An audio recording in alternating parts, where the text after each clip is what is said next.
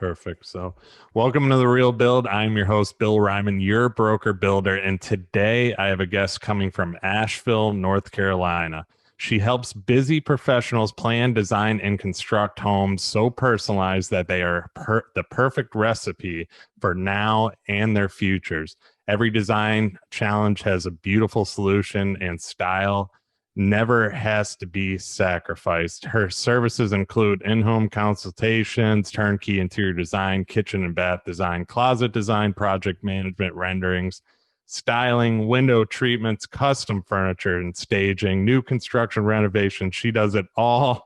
That's a lot right there, and we will get into that even more.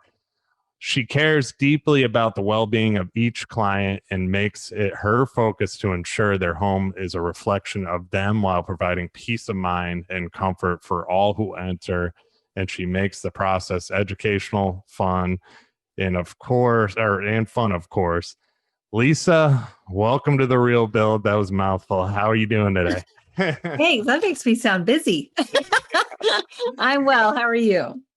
Good. Lisa Wood, I'm happy to have you on. I love having interior designers on. You guys all kind of bring something different to the table. I've had a lot of past interior designers on past episodes. So when we reached out to each other, I was definitely thrilled to have you on. So I'm glad. What I like to actually get started with, just so people learn a little bit more about you, is your background. So who is Lisa Wood? Well, first off, I guess I'm just married and mom to three. And we have a Newfoundland puppy that is not as well behaved as we would hope. And other than that, we are native Texans that we relocated to Asheville, North Carolina, which is a beautiful little town in the mountains. And we get all four seasons. And I started out in interior design. I got a degree at the University of North Texas. Began in corporate aircraft design, and then moved into kitchen design, and then started having babies and took care of them and raised them, but always kept dabbling. And so now I'm back at it full time. And I am also certified through the Living in Place Institute. And that's become a big focus of mine as I educate clients and guide them in their projects to make their homes very livable. And it's just become a big passion of mine. Nice. And corporate aircraft design, that's actually pretty impressive. So, I mean, going from that, obviously that was a big start. So explain that a little bit more, what you do with the corporate aircraft design. I'm kind of curious. That was one of the lady I worked for, it was in that, and she came and spoke at the university and was looking for an intern. And so I volunteered and she took me on, and then that became my first full-time job. So it was dealing with these very expensive planes, and the people that own them are very particular, obviously, in the finish out of these aircraft. And so we would go in and select the woods and the leathers, and everything was so meticulous. And what I enjoyed it really about it, and I apply that actually to the homes when I am either remodeling or designing new. You have got such a limited amount of space to work in. So everything has to be really efficient. And I find that if there's a small room, it kind of gives me that same challenge. How can I max out the efficiency of it, just like in the airplane? And so it was fun. And we'd even get down to the detailing of the paint stripes on the exterior. So it was an interesting industry to get to be in for a while. And then I went into kitchens. Yeah, I mean, definitely too. And obviously it got you to where you are today, and it helped you with that small space design. And now you're into a lot larger spaces like we're going to get into now. I mean, as far as, so let's discuss, obviously you brushed on it a little bit, but why interior design out of every other space you could have been in? Why'd you choose? What was your reason? I think it's in my blood. My great grandfather was a builder, Okay. and my on my mom's side, my other grandfather was in lumber. So it was kind of, I think it's kind of in my blood. My dad's mom was an interior designer, and I was always passionate about that. And she gave me a dollhouse, and I think that I just loved moving stuff around and making things pretty. My mom said that when I'd get in trouble, she loved it because I'd start organizing closets and cabinets, and And so I think it's just kind of this natural evolution. And when I tried other things to study, I didn't do so well. And I finally said interior design, that's really what I enjoy. And if I could actually get paid doing what I love, why not? So I went and got a degree, and it was kind of all she wrote. And it's never left. I look back, and then the entrepreneurialism that's been in my family for generations is just kind of natural too. So it's been fun. And every designer is going to come and say, I just want people to love where they live. I mean, I bet you probably if you talk to every single designer, they're going to say the same thing. And it's true. But even more so now, my passion it has evolved just a lot because of my mother who passed away a couple years ago. And I really feel it's become more of a mission for me, and to really help people understand that a home isn't just a matter of four walls. There's so much more that goes into it, between the art and the science of creating a space that provides health and well-being and comfort and safety for the people that live there, but also the people that come visit. And that can be a whole lot of people, Yeah. depending. Yeah. Oh, yeah. Yeah. And I mean, especially now too, with a lot of people being more more home than usual, more at Oh home my than usual. gosh. So, yeah. For sure, for Yeah. sure. I mean, the trends are shifting. I talked to a friend who's an amazing artist up in New York City, and she said back, when everybody was in quarantine, it was New York City was. She goes, it was like living in a sci-fi movie. That the streets were lined with U-Haul trucks. People were having to wait, take turns to get down elevators to move their stuff out. And Wow. I've recently learned that 4 out of 5 apartments are vacant. So it's crazy, Yeah. crazy. So they're Yeah. coming to your state, They are a lot of them. And North Carolina and Texas. So yeah, and Texas and yeah, North yeah, Carolina too. And I mean, it is a change. It's been a big change. It's and a lot of people, like we kind of talked about before we started the show, is a lot of people are realizing that they don't need to be in the city. They don't need to. I mean, they can. A lot of the work. This whole thing's changed a lot of things, and I'm sure it'll keep a lot of things for the future. A lot of those changes. But I mean, especially with housing and apartments and so on, there's so many people realizing that, okay, I can work from where I want to work. I don't need to be in the cold in New York City or in Chicago or wherever. I can just work from home in the suburbs. I don't need to be, in these cities that are busy and so on. It's a big change, but it's also a lifestyle change too. The more these people are home, the more they're going to want their homes to kind of reflect them and themselves too, in certain rooms and so on. So, definitely. Definitely. Yeah, we construction on both commercial and residential. We obviously, and you know this, we never saw a slowdown. mhm. There might have been a pause. And from an interior design standpoint, and I know even from construction that there are material delays. I've got furniture that is still months out, and a lot of that has to do, I learned with, when I was at market, that when the shutdown happened, Amazon and Walmart locked up the majority of the containers, so everybody else is having to wait their turn to get their stuff on the ship, the container, to ship it on over to the States. So it's affected everybody in so many different ways. And that's where I think too, especially in America, if people are going to be building or remodeling and then getting into soft goods, which is where a lot of designers can come in and help and facilitate, is try to buy everything local. Try to buy it within your borders, and you won't have as many long lead times. So one tip for homeowners out there. And it is a great tip too. Like we said, I mean, things are definitely going to change there, and we haven't slowed down. You are right, and things have only picked up. But people are really finally they're building what they want to build. They're building their dream homes. They're remodeling their dream homes or apartments or whatever. And I'm sure you're seeing a lot of that where you're at, obviously, as well. So I mean, you do obviously. I mentioned a lot of your services. I didn't even read them all because you do ton of various design services that you offer. Let's discuss some of these services that you provide, just so people know. So it basically I think probably my love is our renovations. I love taking a space and rethinking it, especially when it wasn't with when times change and things are outdated, or maybe it wasn't built as well as it could have been to accommodate the people that live there. I do love a good renovation.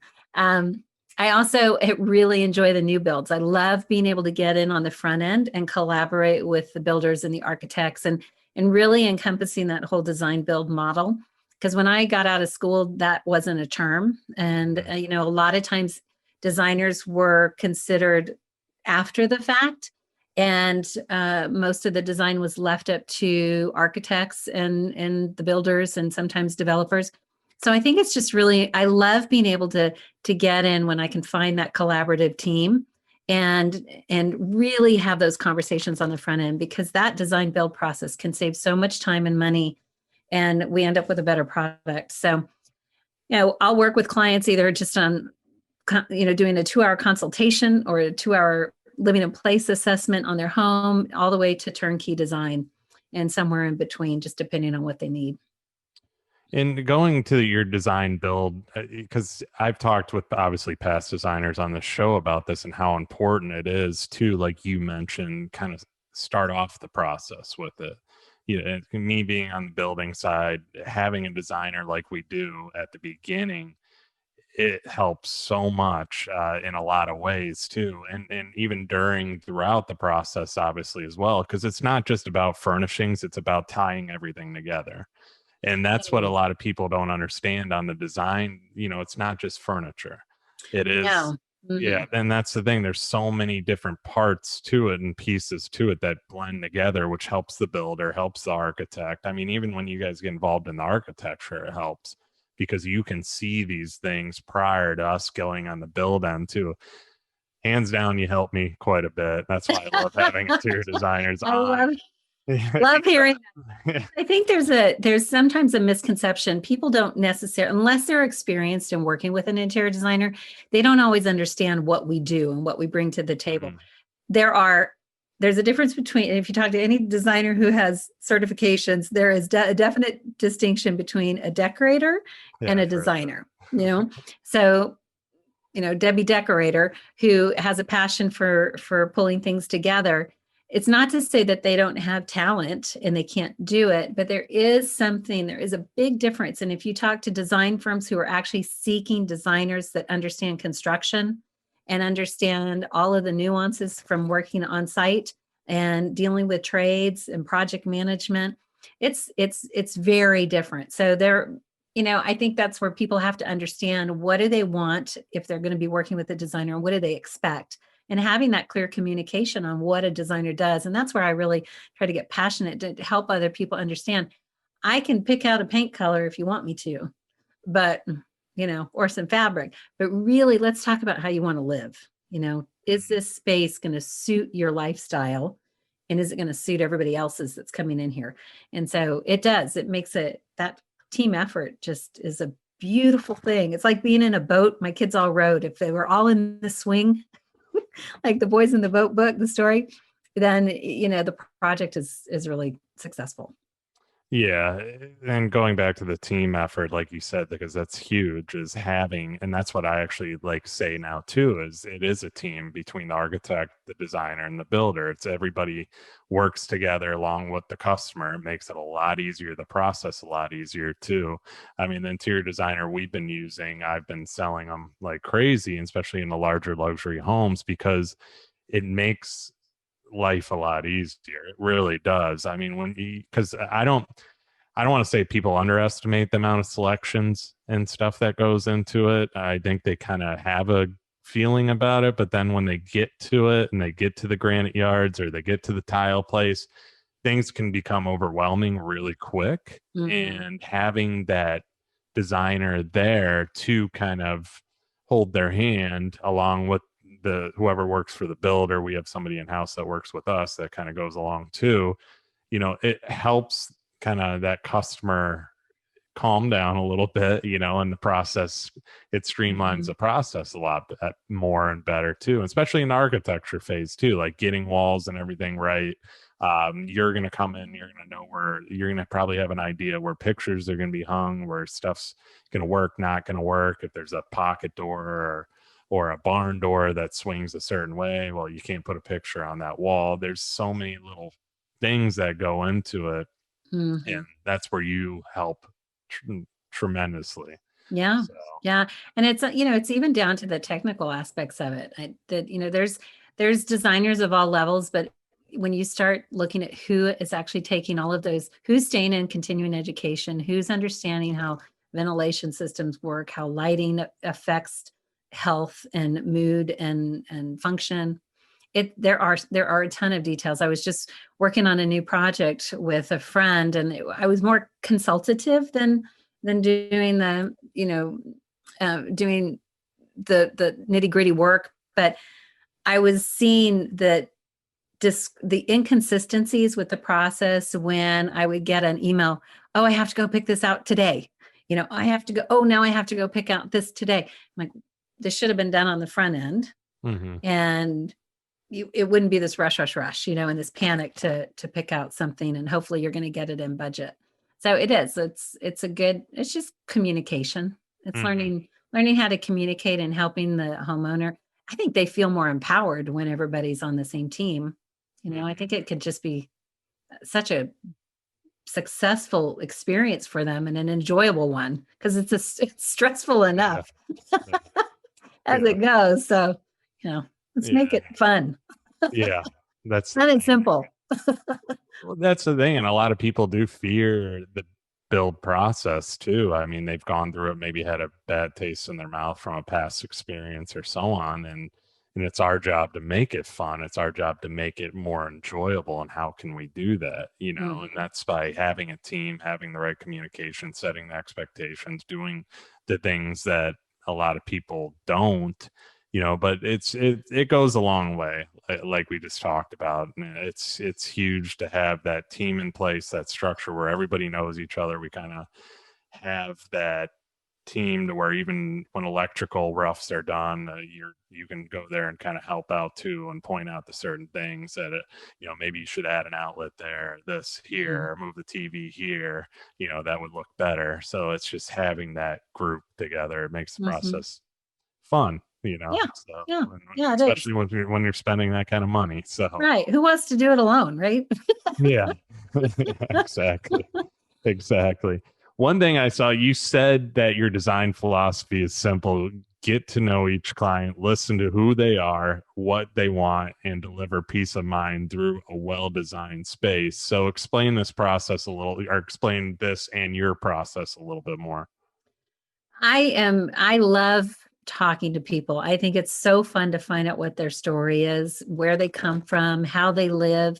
And when people bring me into a project, I'm coming into their personal space, and that you have to build trust there. You've got to really be willing to ask questions that maybe they were never asked before, and to help ease their fear that this is either going to be too expensive, or it's hopefully they're going to get it right, or it's really taking that time to get to know people. So it's kind of like when I went to design school, they didn't say you're going to be part counselor, or part marriage counselor, but you are, and part mediator and part negotiator.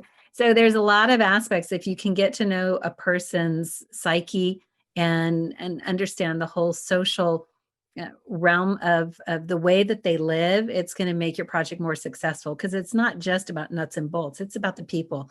And then as I get to know them, I'm asking them questions, not only, eh, you know, is it who's living in that, but who comes over? How do you interact with people? Do you want to entertain? Do you like having to just family? Is there anybody with limitations, either physical or cognitive limitations, that come over? And the reason why I ask that is because my mother suffered from lung illnesses and cancer for a long time. And I would go back to Texas and help her recover when my sister was burnt out. And when I'd get back there, she would get better, and we would get her nurse back. Well, the Christmas before she passed away, she was not feeling so great. And I had said her birthday is December 22nd. I said, Mom, why don't you come to Asheville? We'll go to the Biltmore. It's all lit up. It's beautiful. We'll celebrate your birthday. We'll celebrate Christmas. We'll have so much fun. She was so excited. And she said, yes. And then she called me back about a week later and she said, I can't come. And I said, how come? She goes, because your sister told me I couldn't travel anymore. Hmm. And I was brokenhearted. And I was so mad. I thought, I could have my mother in my home, even though we have stairs and have to deal with different levels. I can have her here. I can take care of her. And it really just, when she passed away that next summer, I thought, I never want anybody to go through that experience saying, I can't welcome somebody in my home that I love because my home doesn't accommodate them, or we don't have what they need in this area. And so it's getting down to, are you planning to live here forever? Is this going to be your forever home? Let's talk about being proactive in the modifications that we make. Rather than being reactive, because how many times do you know a person that, you're young, you're healthy, right? You're fit, but what if you go out and have an accident when you're biking or hiking or, and then navigating around your house? So let's look at how we can make those modifications to the house on the front end or after the fact to accommodate life, because it comes at us fast and unexpected. Like with COVID, how did we know we'd all be quarantined and still seeing the after effects? So it's just really having those conversations, knowing good questions to ask. I always tell my kids, ask great questions, you'll get great answers. And through that process, that's how we're able to really come up with a really efficient and good design that's going to be right for them. I love that. And asking questions, getting great answers, first of all, but, not a lot of people think ahead, like that far. They're not planning for the future ahead or how things are going to be. They're not, me on my end as the builder too. I usually bring these things up, but I also always bring up resale too. I'm always telling these people, because I've dealt with a lot of customers that are like, this is we're done. We're not moving. It's up to our kids, that we're done after this, but you just never know. And it's like you said, life takes you in different directions. You don't know what's going to happen. So I'm always big on resale. And now what you're saying too stands out quite a bit, because you also have to think about, okay, what if you are staying there forever? You do need those, maybe you need the handicap, the wheelchair width on the doors and maybe some kind of access in the garage, or if you have a 2-story, maybe let the elevator go down to the garage, then to the first floor, then the second floor. There's these things that people don't think ahead on, which actually are probably going to be beneficial to resale. I think the same way you do. And I talk it all the time. And I'll tell people, said, I know you don't plan on leaving this house. I said, but one day you will sell. You will sell this house. And I said, I always plan for resale. So when we get into the design, unless they just have, this desire and they've got money to spend and they could care less about resale, then go crazy with materials that may not appeal to everybody. But if you do have that inclination that resale may to be done, let's look at those harder elements, those bigger elements like flooring or countertops and cabinets. Go with something that's a little bit more classic in style, and then put the punch into the furnishings that you can take with you. Put the punch into the paint or the wallpaper that's easy to change out. But the structure of the home, let's do it to where it is so accessible to so many people and functional to many people. So yeah, there are people that have big budgets, and you can go a little bit more custom, so to speak. But even when it comes to a sofa, I always say, why don't you, I tend to prefer to go neutral on a sofa because it's so big, and jazz up the pillows or whatever. That's a small example. Yeah. But I was meeting with a client today and I said, if you're going to splurge, find out where you want to splurge, you know, go know what your numbers are and do what you can within that realm. And then if you can splurge on something that's going to make you happy, do it. It's your home. That's what it's for. And I don't ever force my opinion because I not tell people I'm not going to be I am not the designer for you. If you want me to tell you what Yeah. needs to be done, I will guide you and I will only give you ideas that I believe will work. But ultimately you have to live there. And Yeah. that's not me. So I want you to be happy. Yeah. Well, I mean, people don't like that though. They don't like the pushy designer that says you need to do this because this isn't going to go together or whatever. They don't like that. And I mean, I've had designers that I've worked in the past that were like that. I've had designers that are more like yourself that, uh, be honest, a lot more people would rather work with somebody like you, Mm. because, they're hiring you, and same with us as a builder, for example, or me as a real estate broker. They're hiring you for your help, but in the end they're going to make the overall decision. Mhm. That's why you're there, to kind of be that guide, hold their hand, like I've said in the past. And you don't want to be too pushy, because that Mm. can kind of put a bad taste in a lot of people's mouth too. So. Oh yeah. Yeah. You can offend people if you are. Hmm. I mean, my mother-in-law, I remember when I was in school and she was going to work with this designer. And I said, well, how's it going? And she goes, oh, I chose not to work with her. And I said, why? She goes, because she said everything in my living room had to go. And she goes, and I love that lamp. And I said, oh, well, shame on her. So, yeah, we don't want to offend. Yeah, We're there yeah, to help. exactly, exactly. So one thing, that I really want to learn about too is you talk a lot about aging in place versus living in place. So let's discuss this in more detail. What exactly is this? Living in place came about several years ago. The founders, Eric and Louis, they were in the construction industry, and they just saw a need to really put a focus on the actual structure of the home. Years ago, and I forget I think it was in the 90s that it started. Universal Design was at the North Carolina State University, so NC State, and it was a great program that was helping educate people on making spaces like bathrooms that could accommodate a wheelchair, for example. How much space do you need to have to turn a chair in and get, you know, walkways and that kind of thing? Well, they ran out of money and the program closed down. The founder of that program actually doesn't live too far from me, and he is still very active in getting his message out. Well, after Universal Design made it, started surfacing, then the whole aging in place term started coming into being. And aging in place, they're in the building industry. I'm sure you've heard of CAPS, Certified Aging in Place Specialist.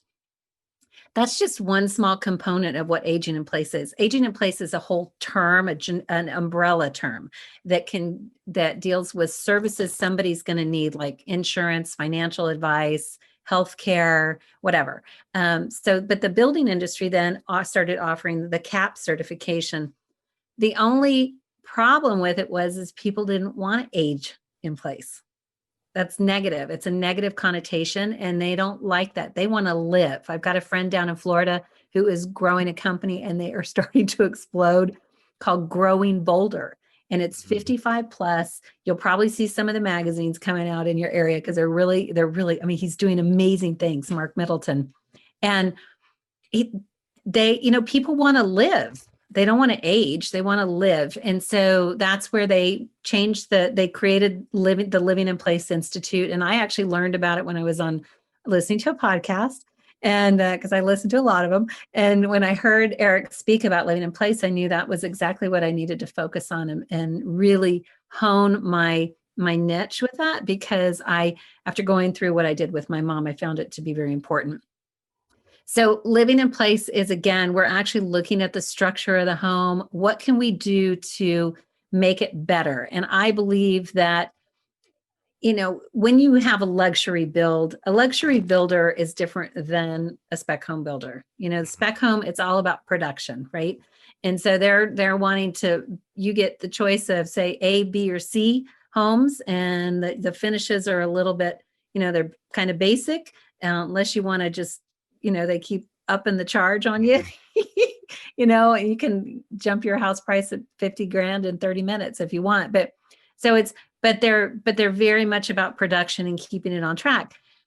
And most homeowners aren't going to go in and have the ability to say, I'd really like that outlet to be 6 inches higher.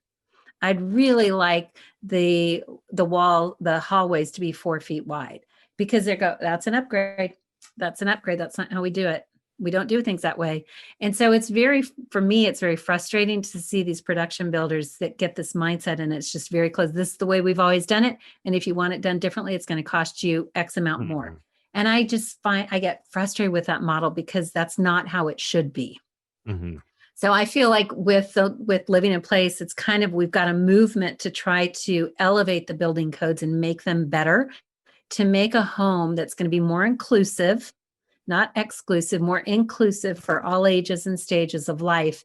And there's an interesting statistic out there that on average, a home, there are 10 over 100-year period, there are 10 different owners of that home.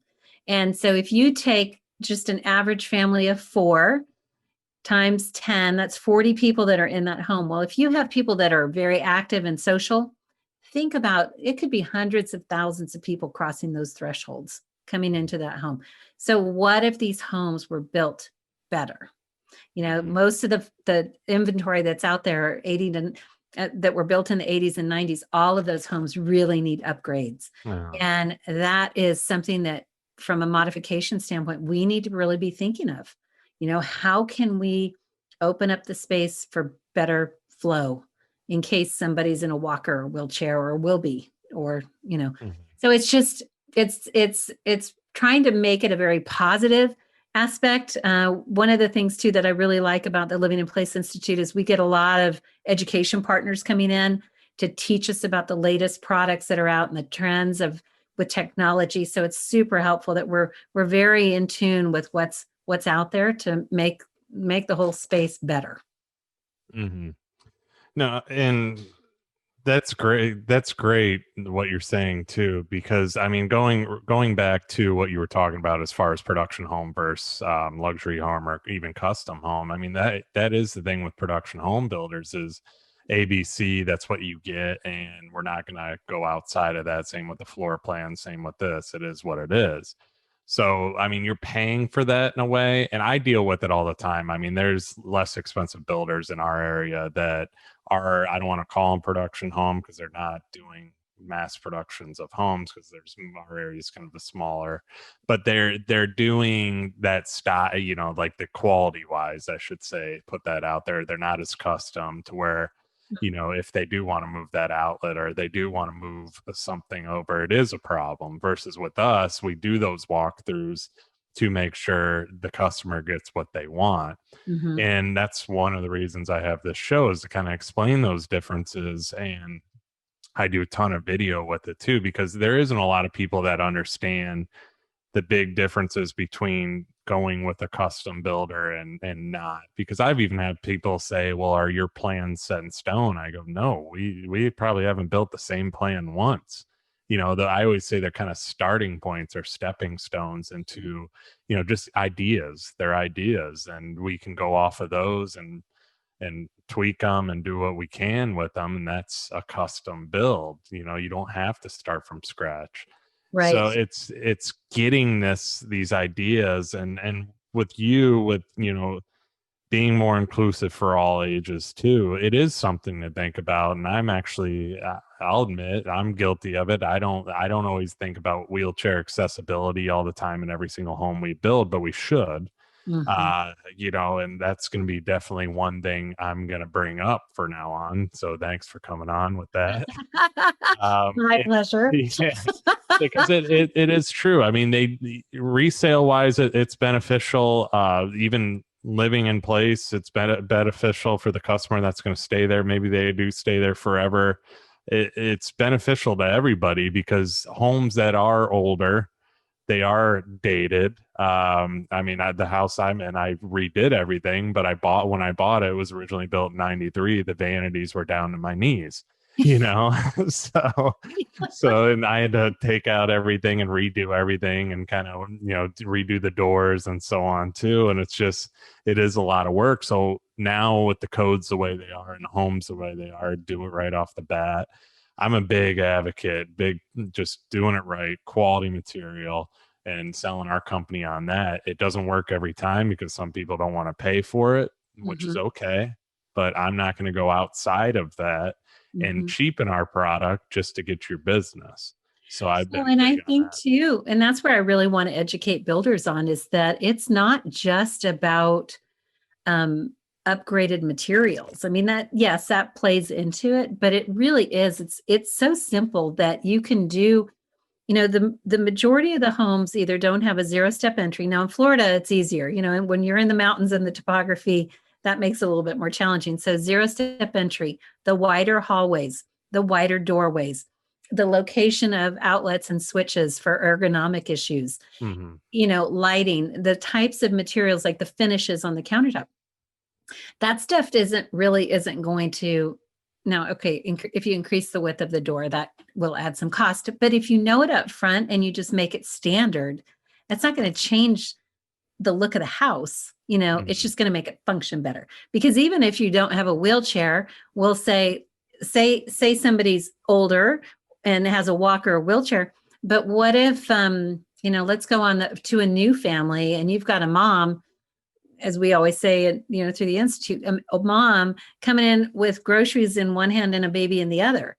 Well, your width has just expanded, Yeah. and you got to get through that door, right? So it's really thinking through life and trying to not be surprised when it Mm-hmm. happens. But because you actually put that thought into a 4-foot hallway versus a 3-foot hallway, they're probably not gonna notice until it's just this comfort factor walking through. Mm-hmm. It's that when you walk in and you can just feel a space that's well designed is so different than when you walk in and you're like, oh, what happened here? Yeah. Why Yeah. did they do it that way? So No, it's a big difference. I mean, we've done it too, even with our staircases. We've done wider staircases, which is huge. It makes a big difference, and the customers take notice of it. We had a model home. We recently sold it, but we did a wide staircase, and everybody that went up there, they'd say, "Wow, this is a real wide staircase. This is nice," because it's wider than your typical what you see. yeah. And it's just thinking ahead on stuff like that. If somebody's moving furniture, maybe the elevators too, having those for that. The wider doorways, like you said too. There's so many little details that you can do Mhm. ahead, but there's Mhm. also stuff as a builder and as a designer going through the home, like at roughs too, the rough stage that you can implement as well.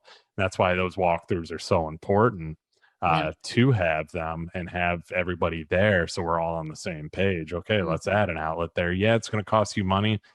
It would have cost you the same money at first anyway, because we're bidding off the plan, and it's going to be the same thing. You're just adding something. It's kind of just explaining to the customer in a way that they understand, Mhm. And it's a why. lot easier to do it at rough stage than Yeah, after. yeah, cutting drywall. Yeah. Yeah. We've all been there. Yeah. Yeah. Yeah. So it is. It's just knowing, it's thinking through, it's asking those questions, but it's also when if the builders are aware, they're going to learn to ask those better questions too, which is, that's where I'm not focused only on interior design. I'm focused on the trades. How can we help the trades be better? How can we help the architects and the builders and the developers? Because I think I'm working on a project now that I'm just shocked at. I understand the concept behind the development, but when I know who they're selling to, I think, who who designed this plan? Like you put a door coming from your garage into the home, and it's a foot from the top of the first stair. I mean, it doesn't even have that 3-foot landing. Hmm. It's so close. I mean, that's an accident waiting to happen. Oh yeah. And a homeowner actually said, you guys put the door too close to the stairs. And then they moved it, I guess, a foot over or something. And I thought, that should have been caught on the front end, and these are all townhomes so they're locked in, Yeah. It's like, ooh, not good, guys, not good. Yeah.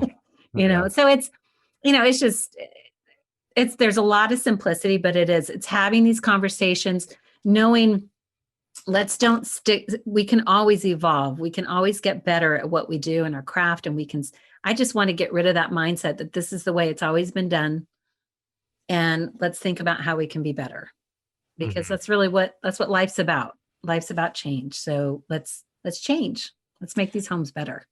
Well, it's an old industry that needs improvement too. Actually, the builders I've talked to them about this and how we can improve, how the trades can improve, and how things can be done better, more efficiently.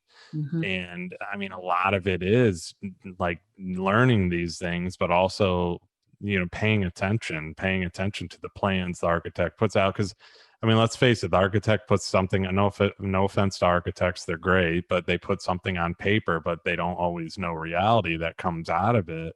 And that's where we need to come in, whether we catch it at first while it is on paper, which a lot of the time I do, but if something does happen out in the field that doesn't work, we have to figure out how to make it work. And we've had that situation before as well, to where there was a door and they had hurricane shutters or something like that, and then the shutter panel went over a certain point that it shouldn't have, and you can kind of see that wall kicking out where the panel. Long story short, didn't look good. We took care of it. If it would have been caught by the architect, it would have probably saved a lot of money in shifting everything over. But we had to catch it out in the field, and we took care of it and took care of the customer on it. So stuff like that is important that you're talking about. Just everybody being, in tune and paying attention to what's really going on, and not just moving forward with the project, trying to get that one done and going on to the next, which you see in a lot of production homes, obviously, Mhm. Mhm. because that's what they're about, mass production. We want to produce Yeah. as much as possible, move on to the next, get our money and get out, Yeah.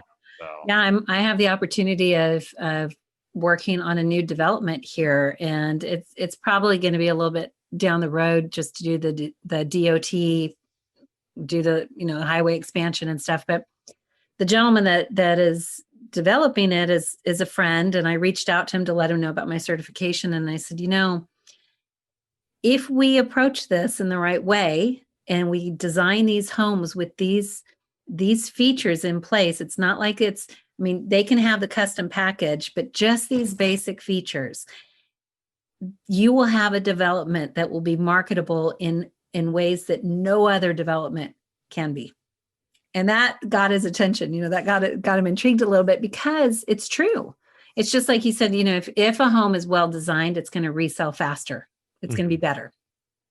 So if you are able to go in and know that your home has been designed and or upgraded to allow these features, and by features I'm talking about the zero step entry, wider doorways, hallways, just stuff like that, it is going to help with resale down the road. It will. And to market it, not many homes are marketed that way. mhm, And with the majority of the population coming into the baby boom years, we've got to think that direction. And then even looking, millennials are going to overtake in numbers, right? They say from statistics. So millennials, though, their focus on homes is that they don't necessarily want a really big home, but they want quality. mhm, And again, they're looking lifestyle. So let's develop the homes that give better lifestyle. And mhm. that's the mission, so to speak. That's somebody said it was my ministry, and I said it is. I guess so. I guess I'll take that. I mean, I would too, because it is important. It should have been done right off the bat too. And like you said, if you do these things right away, and do it the right way from the beginning, when it does go to resell, the marketing shouldn't be an issue. And that's another thing, like going to the realtor end of it, that popped in my head. The realtor should know these things too, to be able to market the house. I mean, that's how, when I go through a home, if I have a listing, I walk through that whole entire home, see what the best features are, what it differentiates it from the next that's in the same price caliber. Yeah. Not a lot of real estate agents do that. Unfortunately, they stick a sign in the front yard, do their kind of due diligence on what it should be listed for. Most of them don't even do that. They kind of just listen to the seller. But it just it's doing your research, and that's how you market it and get ahead and be able to sell it a lot faster. So doing the things that you're saying are so important because it'll make their jobs easier Yeah. too, selling And the you, house. and you think, and it's not to say that it was done wrong all these years. It's just we've evolved and we've gotten smarter, and Yeah. our lifestyles have changed. I mean, 2020 has changed a lot for a lot of people. And the way home trends are going, it's evolve, and change is part of life. And it's, I think, just make it a positive thing, not to make it negative for anyone, but just let's be positive, proactive, live that Mhm. way. Exactly. Exactly. One thing I wanted to talk to you about too is you kind of your project management and communication. How are you implementing this when you work with your clients? I tell them, I can show up in different roles as a designer, but when it comes to the project management, I like to be on site. I like to build the relationships with my contractors and the trades to know it's trusted. I think it's super important that people learn how to not only interview contractors, but interview their references and understand, is this the type of people, are these the people that are really going to help me get to the finish line? Mhm. And because project management, there's a lot of details that go into building a home, a building of any sort. And you've got to know all of those nuances, and you've got to have good communication. Some of the other things that I really am a big stickler on is the cleanliness of job sites, and knowing, are people Yeah. taking care of this project as if it was their own? Because I'm shocked at some of the stuff I've seen over the years, even in our own home. I mean, when we've dug a hole to try to put a plant and up comes a bike, it's like, what happened there? It was like, oh, there's a hole, let's throw stuff in it, and they'll never Yeah. find it. So it's just, I think project management, it's like in anything, whether any industry that you're in, it's knowing what the scope of work is, because you've got the communication, knowing what the numbers are. If you can go with the design build model, you're getting everything up front to avoid change orders, and then you just don't have a ton of surprises going on. And then learning also how to communicate the hard stuff, because it's gonna happen, and I always let clients know it's not going to be easy. And it's always like going to the gym, and you're so excited at the first of the year, and you're going to work out and get healthy, and you dive in, and your workouts really get harder and harder, and it gets to a point and you just want to quit, but then the end results are great. And my other girlfriend, who's a designer, said it's kind of like giving birth, 9, 10 months. You're pregnant for 10 months. It's not 9. And you go through this whole process. And when you get the labor pains, and I said, that's a good analogy. She's a designer, he's a builder. But, so it's just letting that up front. And I think communication again is key in anything, but it's, not everybody's going to likes the project management. I think it's fun. I love collaborating, because I don't know everything and I can't know everything. So Mhm. you're going to bring a lot of knowledge to the project, and I'm going to think about it differently. And together we're going to really come up with something fantastic. So Yeah. it's that collaborative approach. Be a team. Yeah. Yeah. It's like we talked about at the beginning, how important a team is, but communication is, I mean, it's a trend on my podcast. Everybody says it, how key it is, no matter what business they're in. It's Mhm. communicating with the customer. Not a lot of people. I mean, a lot of people do, but there are some people that don't have those, that don't communicate with the customers, and it's an issue. I mean, people need to know throughout, and especially a process that like we're doing, like a build process or a remodel, that what is going on too. Mhm. So it's so important to have them in tune, because like I said at the beginning, there are a lot of people that in the past they've had bad experiences in construction or some other field or a remodel or whatever it is, and it sticks with them. So Right. it's our job to be better at communicating, but also carrying them through these processes, like you said. So And I very think it's important. good to really find out lay out expectations at the beginning. Hmm. Yeah, I've even asked clients, how do you handle bad news? you know, It's good. Yeah. because it's going to come. Yeah. And I get to bear it. I get Yeah. to be the bearer of bad news at times. So how are you good? How are you at conflict resolution and that? Because we'll hit some bumps, but know that I'm there with you and we're going to get through it. Hmm. And they appreciate that. They think that's good to have that. Get that out of the way. Don't pretend it's not going to happen. Yeah. Because there's always something, especially in this Oh, business. always something. Yeah. It's never going to go 100% smooth. I mean, there's always something we all have to work together to correct, but that's Yeah. another thing, figuring out how to correct it in the right way and not just saying, well, that's too bad, so it's just, Right. Well, and there's that's that old saying, if it's easy, everybody would do it, you know. So everybody, no, not with building. no, no. It's fun. It's fun to really help people live lives that they can max out on experience. That's what it's about. And if we get to be a part of it, it's like I was telling a client, they're having a tight budget right now, and I said that's okay. I said, I'm here when you need me, and ultimately, I just want to see that this house ends up becoming a place that you are so happy to be in, that you can live in with your family and make incredible memories. That's what it's about. If I get to be a part of that, that's joy. And if I can't, that's okay too. But I'm still going to support you in getting what you can done. I said, just be smart. Yeah. Ask good questions. Well, let's talk about that a little bit because you just said a client on a budget. So if somebody was on a budget, what are some things that they can do to add value to the home or to spruce up the home and make it a little bit more modern or timeless? What are some things that you would recommend if they were on a budget?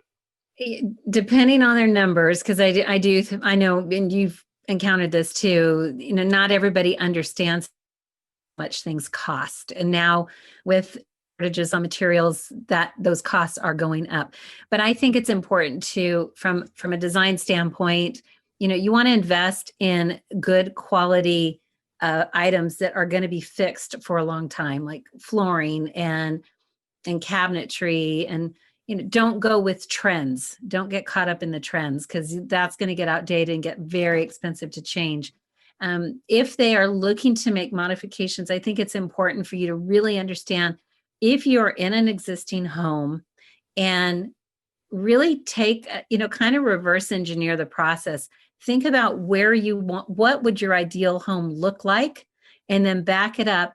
How much money do you have to spend? And be able to talk to an expert to say, okay, I've got $10,000. That's it. That's all I have. How can I make this? How can I stretch this? And then be able to understand. I think it's got to be that communication effort again. The expert is coming to, okay, well, what do you not like about your home now? What would you wish it to be? And then what is your budget that you've got? Okay, well, this is what we'd be able to do there. Because a lot of times homeowners aren't going to know. Hmm. I'm working with a woman who has $1,000 budget for her bedroom. And so that's not going to, we're not going to be able to move walls with that, No. or doors. I had a guy say, well, we just want to move that wall a couple inches. Okay. Well, that's like tearing down and starting over. So, Yeah. you know, Yeah. it's really understanding, okay, well, maybe some fabrics, maybe some pillows, and maybe window treatment, Um, but so it's again looking at what their numbers are, what are they comfortable investing in. I always like to say, don't use the word expensive. Let's change that to investment. Are you willing to invest in this pillow? Are you Hmm. willing to invest in this refrigerator? If so, what kind of features do you want? And if you change that lingo, it's amazing how you start thinking differently, and where you put your dollars. And another big thing that I'm working on now on a project, that hopefully is going to be a really helpful tool to homeowners, is to really help them think about that reverse engineering the process, to help them formulate a budget. And then if they do that legwork up front, and they know, I really want to make changes to this kitchen, but $10,000 is going to put lipstick on a pig, and I really want to gut the whole thing and start over. Well, if it's going to cost you 50 grand, okay, maybe you don't do it now. Just paint the walls for 25 bucks a gallon, right? Mhm. Or whatever quality you get. And get some new accessories or maybe change out the hardware. But if you really want to gut this thing, knowing it's going to cost $50,000 and start planning for it, and it may take you a year or 2 years. Go look at your options for loans and go talk to your the company where you have your loan and see what kind of remodel loan. What do they call those? I'm losing my thought. What are they? Home Construction loan. equity. Yeah, home Go equity. look at your home equity, and see, is that something that you're willing to do? Because you can really change your space with a home equity loan. And nowadays you might get some really great rates and it's not going to cost you that much more. But I always say, and you know this too, if you're going to make investments in your home, kitchens and bathrooms are where you make your most Mhm. return on investment. But the return on investment isn't always just money to me. It's also the quality of lifestyle. So are you getting that ROI in your peace Mhm. of mind and your tranquility, knowing that you've got a space that functions well for you? And that's priceless. That is truly Mhm. priceless. And then it is, profit when you go to sell that. So it's a lot of thought. But I think I'm probably heavier on the communication side than trying to tell them what they need to go do hard to make that perfect recommendation. So I don't know if that answers your question, but No, no, it definitely does. Yeah, that was really good. Because I mean, even going back to what you were saying too on individual rooms, they can, without even taking out a loan or home equity loan, they can do little by little too. And I mean, you can make your oh yeah, recommendations little by little. Say, okay, start with the paint color. That's probably your least expensive thing to do. It's no different than and what you were saying, like with the investment thing. This is a good investment too. It's no different than getting rid of the word cheaper. That's the right. cheaper way. No, it's the best investment, or it's the less expensive way. Is a better way of putting it, because it makes people feel better about it as well too. It's not cheap, saying the word cheaper rather than, okay, yeah, this is the least expensive way to correct this room. It'll Hmm. make it look better. That's going to make them feel better as well. So, but one thing too I wanted to get into with you is you kind of said it when you were talking on that last question, is the trends. Like, obviously there's design trends, but I've read, and obviously doing my research on you go for that more timeless approach too.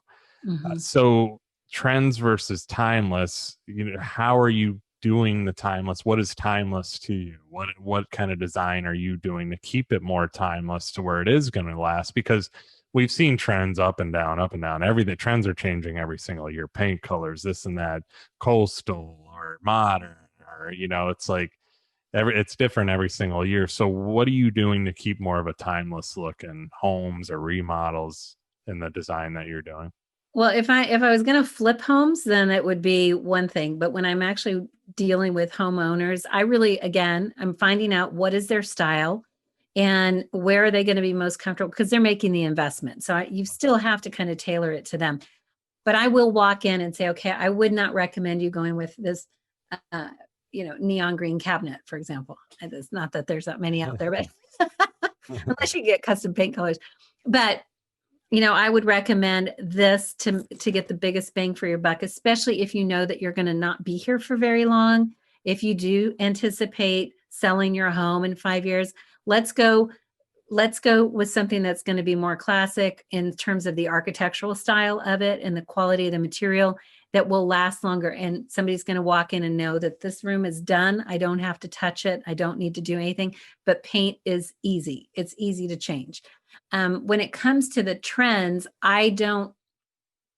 I think that there are, the shiplap look. That is, although that became so popular because of Chip and Joanna Gaines. That's what That, I call it. Yeah, the Chip that and is, Joanne special. yeah, yeah, but that's been around for decades. Mhm. Farmhouse is nothing new. It just became more popular because of their show and people got on board. But when that shiplap has been around for ever, Mhm.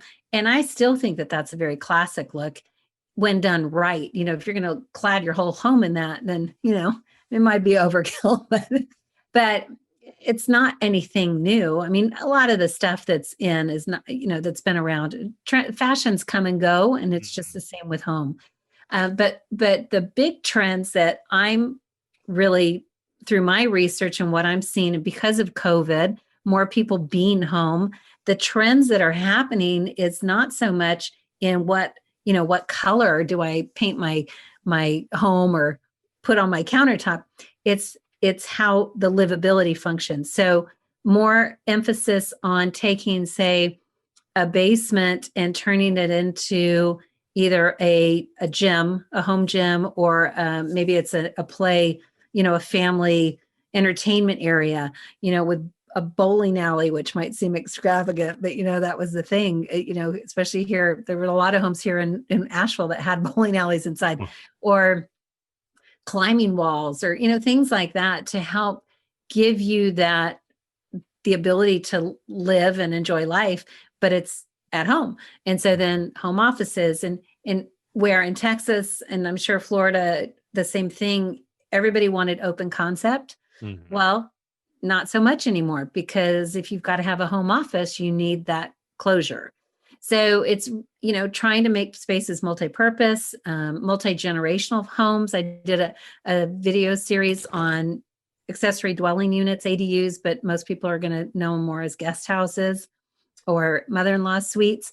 And just, if the multi-generational home is a thing, and it's, I think, only going to increase in numbers, because boomerang kids coming home, if they're not able to afford living on their own, and you've got aging parents and all that. So it's, I think those are some of the big things, that having home gyms, having play spaces, offices at home, the multi-generational homes, and and then also being able to just drop a guest house on your property.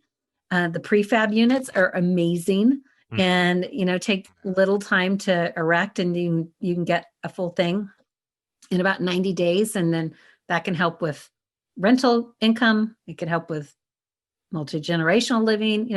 I think those are really the important trends I see so much. Not, I don't focus on the fashion part of the home, because that's forever changing. Yeah. Yeah. I And mean, that always will, but the actual structure of the home, it's that's where it gets fun as a designer and a builder and architect. We get to think outside the box and kind of push people a little bit to think differently.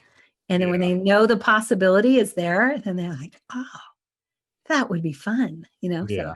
that's when it really gets I have exciting. fun with that too. It is fun. That's one of the funnest parts of this job, is actually designing something, designing the home, and then watching it come to life.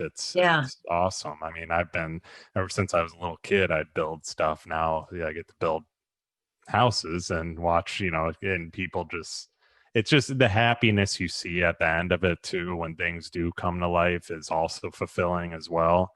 But Yeah. and that's why I strive as a builder, even as a real estate broker, but as a builder, more importantly, to do it right off, just do it the right way, and take care of people afterwards too. I mean, that's so important to me. Is, Mhm. I went to a customer's house. They've been out of warranty for 3 years. I went to his house today. He had some stucco cracking on the side of his house. He thought it was a structural thing. Took my time, had my concrete guy with me, just in case, to look at everything, and it was fine. It ended up being a stucco issue because of the way the walls met where the block was. But um, I'm going to set them up with somebody that can fix it, and it'll be good as new.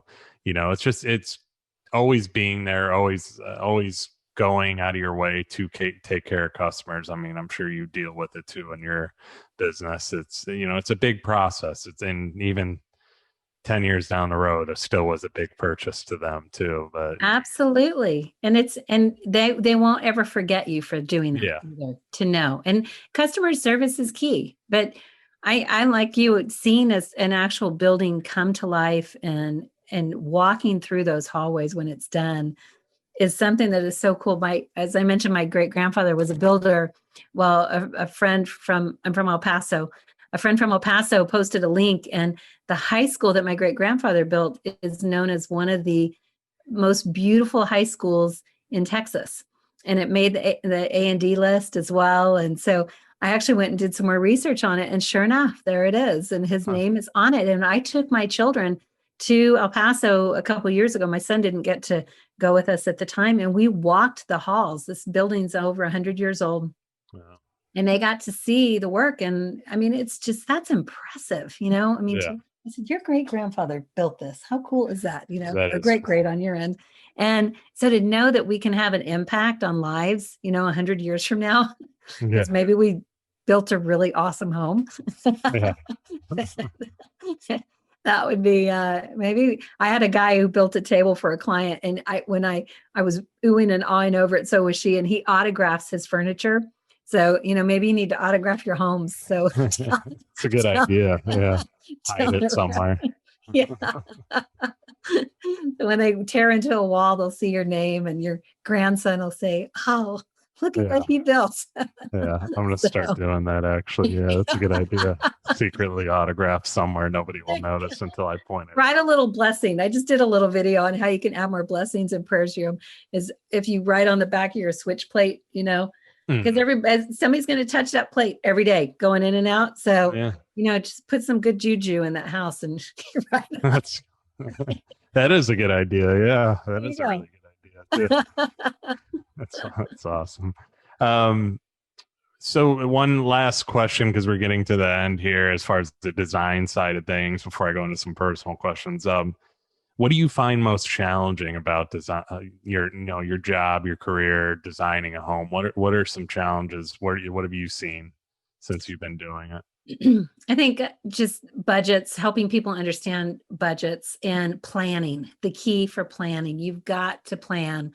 And I can't stress that enough. I've had friends, which I'm sure you do too, and they knowing what you do, they'll reach out and say, "Hey, what should I do here? What should I do there?"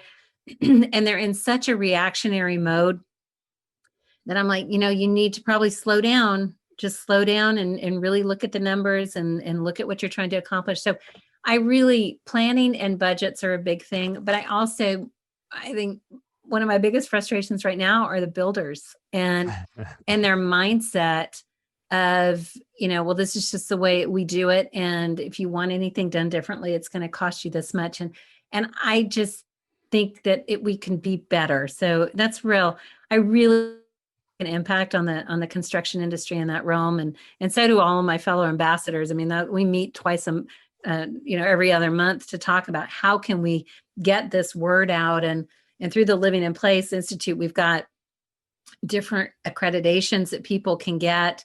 Even the trades can go, and we have a hats program that they can learn some of these things to look for. And if we get more people on board and you know, into our movement, so to speak, then I think we'll have a greater impact, and maybe the frustrations won't be so great. But you know, I look at I think there's always a solution to a problem, and no challenge is too great. And my daughter and I hike the Teton. So if I can hike up 11,000 feet, 12,000 feet, then we can take on a building remodel. Yeah. We're good. So, It's great. And one thing you said though, I mean, going back to the builders saying this is how it is, I mean, that is a problem. And part of the problem to that is them not explaining enough of, you know, because stuff does cost money. Let's face it, you know, if they do add something or if they want to change something, it is going to cost money. Now, explaining the reasons behind that, there's probably builders not too good at that aspect of it, to where they're just like, all right, here's the bill, here's the invoice, you know, push that out. Where if you actually explain it, because I know personally, because I'm the guy in our office that always has to call the customer and explain it when there is a problem, you know. So I'm always that person, but I know how to explain things because I know the customer. I'm the one that initially starts the transaction with the customer. I'm with them throughout the whole entire process. I learn them. I learn how they are. And I've said this in the past on past podcasts too, how important it is to get to know your customers, because as salespeople, we're all in sales. I mean, no Mhm. matter what business you are, You're you right. have to really learn who you're dealing with because people like to be dealt with in different ways. Hmm. So, you have some people that are more sensitive than others. You have people more stern.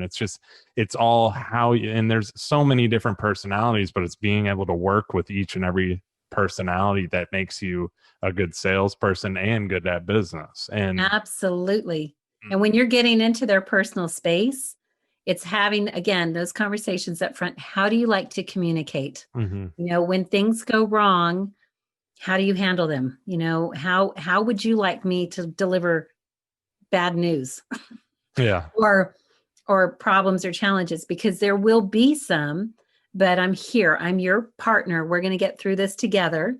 And just know that I'm here to support you. And I think if they understand that you're really coming from that place, so many things are better. Oh yeah. If they feel like you're out to get them and you don't care, then you're going to end up having these challenges. But there's just, I was having conversations with my son today, and it was geared all around communication. I said, honey, maybe just don't talk so much and just be a little bit clearer on what you're trying to deliver.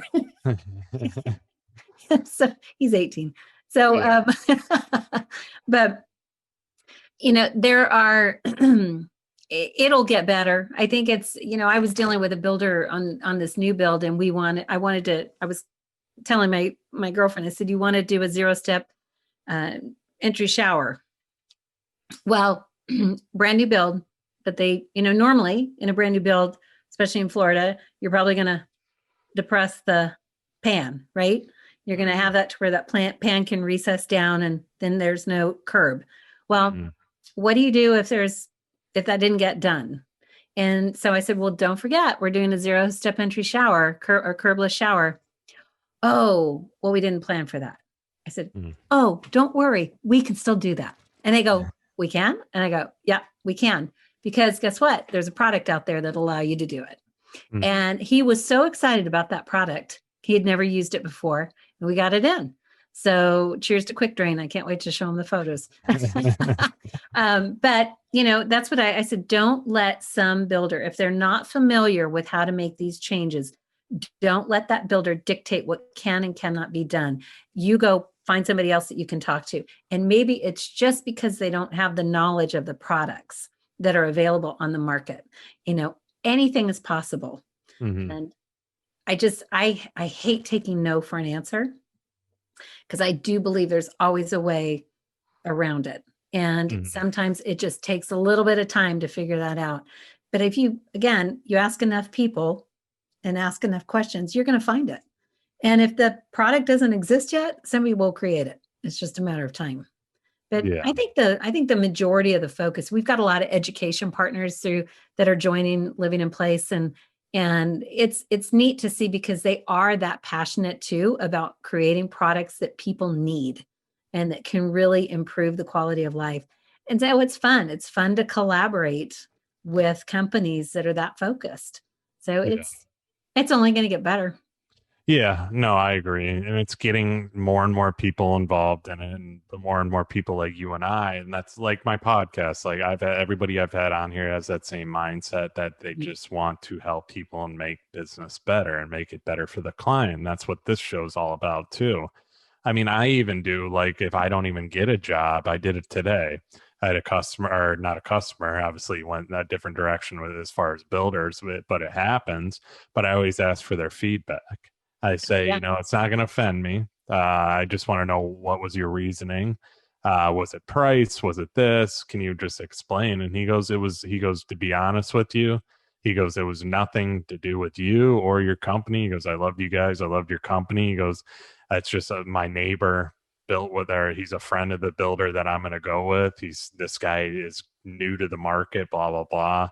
And I want to give him a shot. But he goes, I really appreciate, he goes, I'm going to speak highly of you guys. He goes, it's a small town. He goes, I'll probably see you around, and we'll have a beer. So, and I don't take offense to that too. And I got his feedback. It made me feel good. I said, best of luck with you too. I could have been like, well, that's a new build, or you don't want to do that, this and that, and really told them how I was feeling inside, Right. Right. but I didn't. You don't work, you can't work with everybody, and it's No. fine. We're all busy, and times are good right now. Thank God for that. And it's just there's other people that'll pop up that you'll be able to work with and you'll mesh with, and there's business out there for everybody. So anyway, that's part of that whole experience of bettering you as a company and as a builder, like you're saying, and your involvement with the group that you're with. Going into you a little bit more personally, I love asking this question. I ask it to everybody on my show. So, what about you personally? What lessons have you learned throughout your journey that we should all apply to our own business or lives that can help us grow? I can't take the credit for this quote. That was Robin Sharma, but change is inevitable and it gets messy in the middle and beautiful at the end. And I think if we can all embrace life like that, it's so true. We can grow from every experience and we can always take a positive lesson from it, even when it's so hard. But I never want to stop learning. I think it's always important to keep stretching yourself and not be afraid to try new things.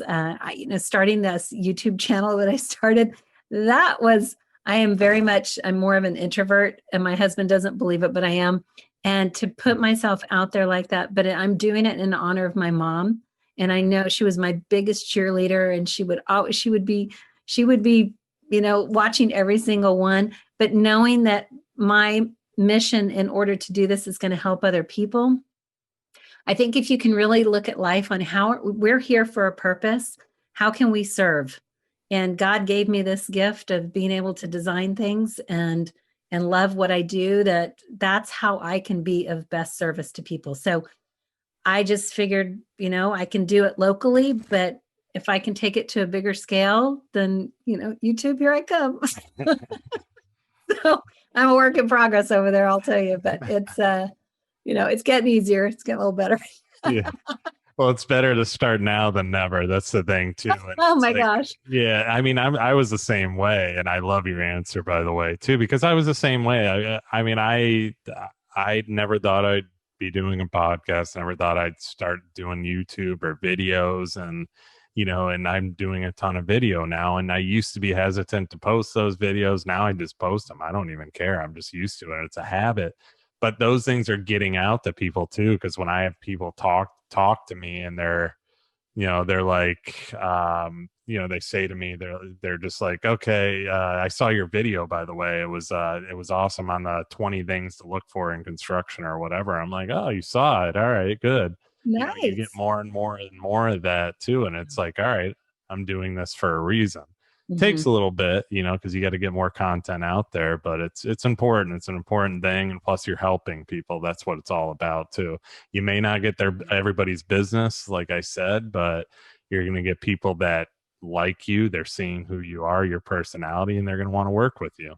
So, Absolutely. And I think, and if your mindset is, which is where yours is at, of being of service, mhm, the jobs will come.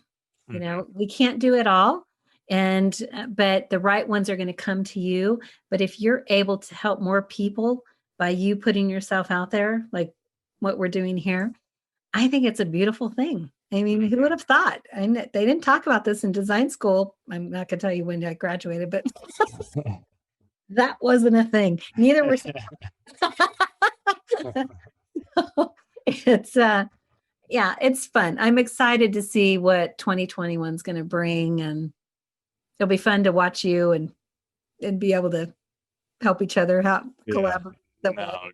yeah, no, This I is love it. this is great. This is fun. That's what it's all about, is collaborating. And then when you do this, though, it's like I said, you meet people that have that same mindset, and it is a powerful thing, and it gets out there, and more people see you and see the videos and so on too. It's huge. It's a must. And I mean, I was marketing. I did marketing in college, and I didn't learn this. I mean, maybe at the time YouTube wasn't as popular, or they didn't Right. have Zoom, but maybe they're teaching it now. I hope they are, but probably not. So, but You've got it's new kids developing new products compared to, that's like Zoom. yeah, yeah, There's gonna yeah, be exactly. competitors out there before you know it. Yeah, exactly. Exactly. So another question I always ask too, I always ask about your past, but always like to know about your plans for the future. So where will we see Lisa Wood in the future, 5, 10, 15 years from now? Who will you be? Oh, good one. I actually was talking to a friend of mine about that today because I'm really, I will always love to design. My grandmother died. She worked until the day she died. So I think I'll always be doing that on some level. But I really do see myself going more into the digital space. I've got a planner, project planner that I'm working on right now that we will be finalizing, hopefully by the end of next month. And I'll be using that to get out to people and then, stair stepping that into consultations and then turnkey designs if they want to go that route. But I am feeling that I think that there might be a course in my midst. I was listening to a gentleman today, and I was like, and this idea popped into my mind, and I thought, okay, and I ran it by my friend. She goes, I think you're onto something.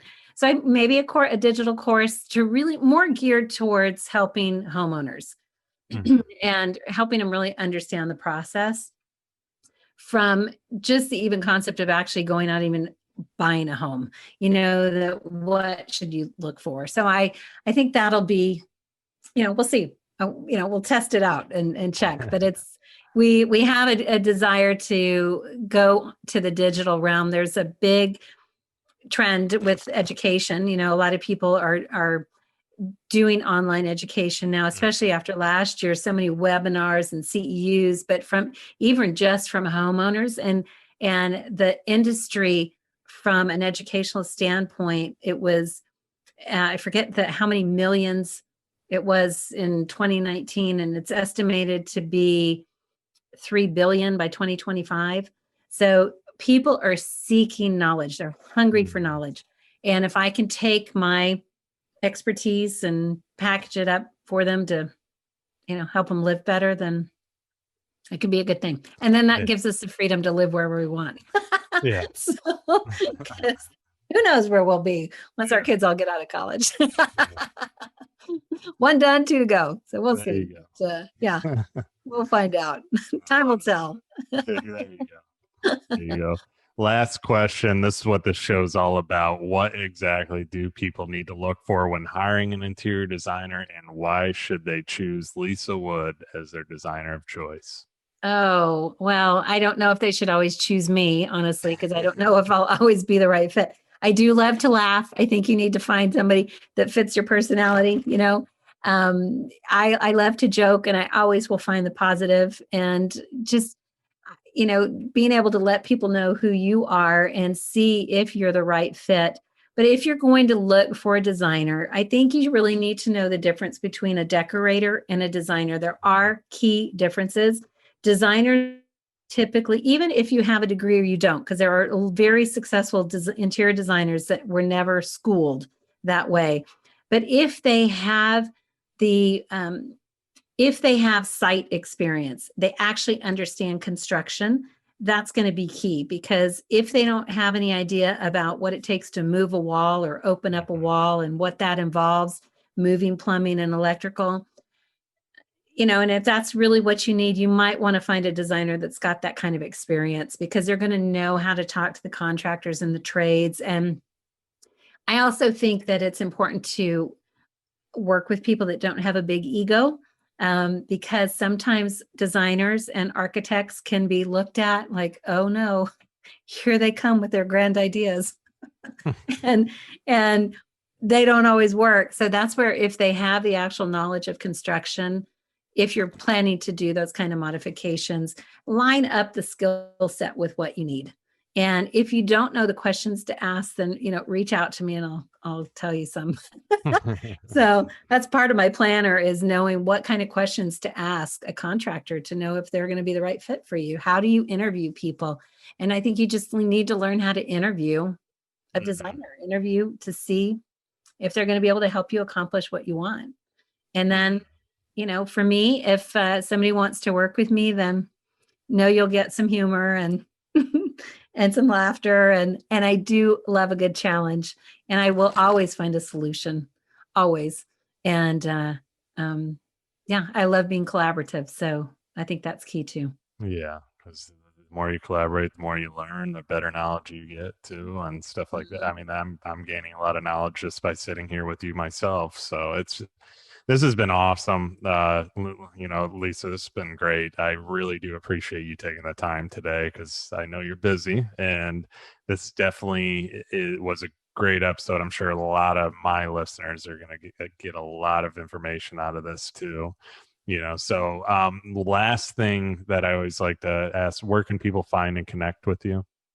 I am online on LinkedIn and YouTube now. Everything is by my name, Lisa J. Wood, lisajwood.com, and all of my social media icons are there.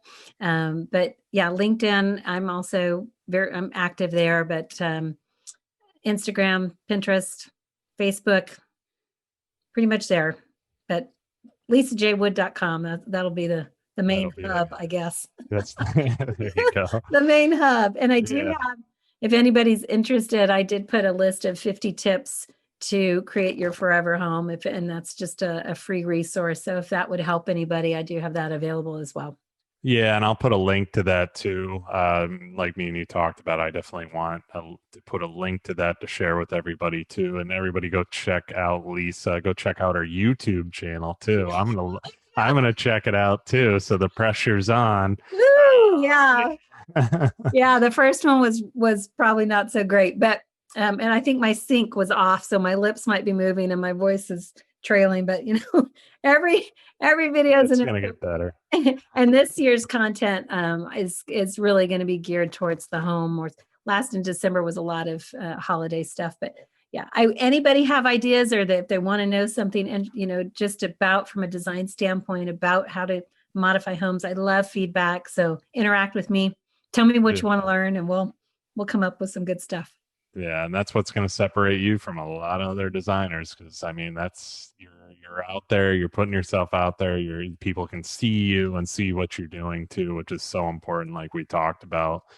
But with that being said, Lisa, thank you so much for coming on today. I really do appreciate it. Thank Everybody that you. is everybody that is listening, go check out Lisa and go to her website and also take some time to review this podcast. 5 stars only, obviously. That's appreciated. Yeah, we like five Comments. stars. Comments too. Yeah. And also like and subscribe on YouTube. And thanks everybody for listening. And I will see you on the next episode.